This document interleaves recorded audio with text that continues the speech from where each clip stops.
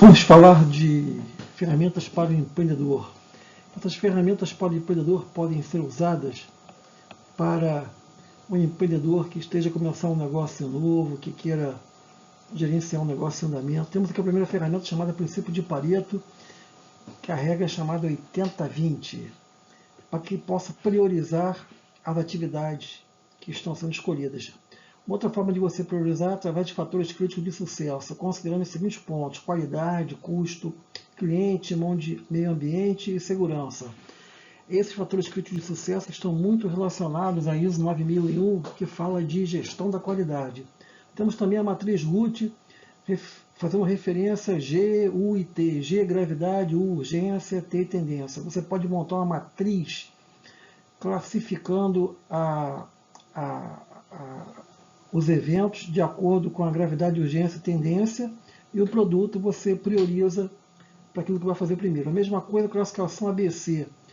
Você pode fazer a classificação ABC de alguns itens, por exemplo, itens de estoque, observando que a grande minoria dos itens possui maior valor acumulado. Aí você direciona as suas ações. Temos o gráfico de controle também, que permite que você possa trabalhar com uma limitação das saídas daquela grandeza que você estabeleceu limites. Tem um limite mínimo e o limite máximo. Você mantendo as saídas dentro daquele limite mínimo e limite máximo, você está atendendo às regras da qualidade. Temos também um programa chamado 5S. Esse programa 5S, para facilitar guardar as tarefas do 5S, a palavra de olho na qualidade facilita. De olho, descarte, O de organização, L de limpeza, H de higiene, O de ordem mantida, que é o mais difícil você manter depois a organização.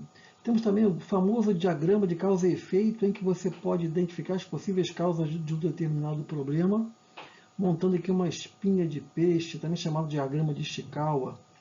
Você coloca o problema aqui e as possíveis causas à esquerda. Temos as análises de risco, também com respeito a um gráfico mostrando a probabilidade e o impacto de ocorrer um determinado risco, e você classifica aqui o risco o evento em relação ao risco que ele pode gerar um impacto e a improbabilidade de ocorrer. Temos aqui também, com respeito a mais uma visão de marketing, que é o ciclo de vida de um produto, as vendas de um determinado produto. Tem aqui o início, depois o crescimento, a maturidade, a tendência normalmente a descer. Então, antes que haja um declínio do volume de vendas, há necessidade de ocorrer, de criar planos de ação para poder reaquecer as vendas, por exemplo.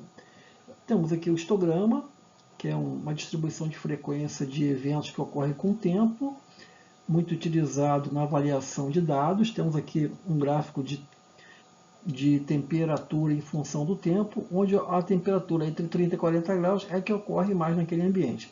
Temos aqui o famoso também PDCA, que está em inglês, Plan, Do, Check, Act, planejamento, realização, planejar, fazer, checar e agir. Isso aqui corresponde à melhoria contínua, um ciclo mostrando que todo o processo, de acordo com os padrões de gestão de qualidade, devem seguir essa sequência aqui, sempre procurando fazer uma melhoria nos processos. Temos aqui também um plano de ação chamado 5W2H, muito utilizado para elaborar um plano distribuindo tarefas para serem realizadas. Cada W significa uma palavra em inglês: porquê, o que, porquê, onde, quando, quem, como e quanto custa. Pode-se fazer também uma planilha, uma tabela, e aí elencar as ações. Gestão de projetos também é uma boa ferramenta, lembrando-se que possui 8 áreas de conhecimento, baseadas no documento chamado PMBOK. Temos aqui o escopo, cronograma, custo, qualidade, recurso, comunicação, aquisição, parte de interessados e a integração de todas essas áreas de conhecimento. Temos os métodos ágeis, uma metodologia recente implantada para que se obtenha melhor eficiência em relação aos projetos, em que alguns princípios como interação maior entre os indivíduos, funcionalidade com prioridade, colaboração dos clientes no projeto, respostas rápidas. E também, além desses valores que eu falei, tem os princípios. Tá? Os princípios, um dos princípios mais interessantes é o que diz respeito à simplicidade e a possibilidade de mudança, alteração dos requisitos no projeto. Temos também aqui o planejamento, um processo de planejamento, que ele começa com o estabelecimento de objetivos, depois a descrição da estratégia para atingir aquele objetivo, a implementação do planejamento e o monitoramento. Temos aqui as 5 forças de Porter, mostrando a competitividade no mercado em que novos entrantes, produtos substitutos, fornecedores e clientes sempre estão buscando diminuir o lucro da empresa que está sendo em análise, além das próprias empresas que fazem os mesmos serviços ou vendem os mesmos produtos que está sendo analisado. Temos aqui também a análise SWOT, que é uma ferramenta bastante usada em planejamento, onde nós temos aqui análise de fator interno, fator externo, né? Pontos fortes e pontos fracos que vão sendo identificados, assim como ameaças e oportunidades. Temos os princípios da gestão da qualidade, que diz respeito a foco no cliente, liderança, pessoas engajadas, abordagem por processo. Temos o PDCA, já comentado em cima, decisão baseada em fatos e dados, muito importante, gestão de relacionamentos. E aí você está fundamentando a gestão do seu trabalho, do seu negócio, na ISO 9001. O que são as ISOs? ISO são padrões internacionais organizados.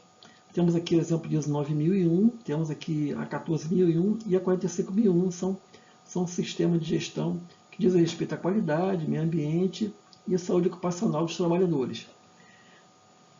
Metodologia científica também é uma ferramenta interessante, é uma ferramenta usada para você desenvolver trabalhos acadêmicos, mas também você pode usar dentro do seu negócio para elaborar artigos, relatórios, estudos, né? E a metodologia científica ela parte de uma observação de um fenômeno, um questionamento, estabelecimento de uma hipótese, o teste, né, que é o experimento, a apresentação do resultado do experimento, a conclusão e a publicação daquele resultado. Aqui também temos os papéis de um líder, focando aqui nas profissões.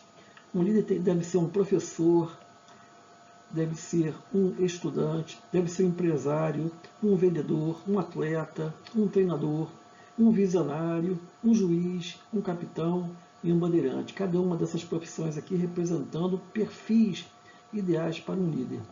Aqui temos uma tabela de estratégia competitiva, mostrando a importância de uma diferenciação no mercado, seja ela atendendo várias indústrias ou uma atuação restrita da empresa, mostrando a importância de que se deve escolher um quadrante.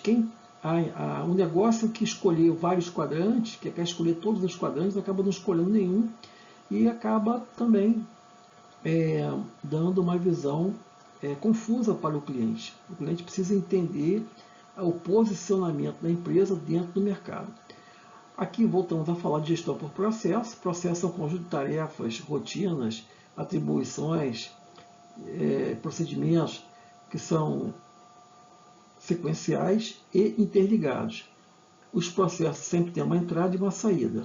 Temos também aqui uma ferramenta interessante chamada os 8 P's de marketing. Primeiramente, produto, preço, prazo e promoção. Cada um deles estabelecendo uma estratégia para conquistar cliente. Temos aqui um complemento de pessoas, processos, posicionamento e performance, para que facilite a busca por cliente. Temos também aqui um processo de comunicação, que é uma ferramenta interessante, que aparece como um problema em muitas empresas, que é o processo de comunicação, a presença de ruídos, né, e os contextos e as informações não chegam aos receptores como deveriam, e sempre a necessidade de se corrigir através de um feedback.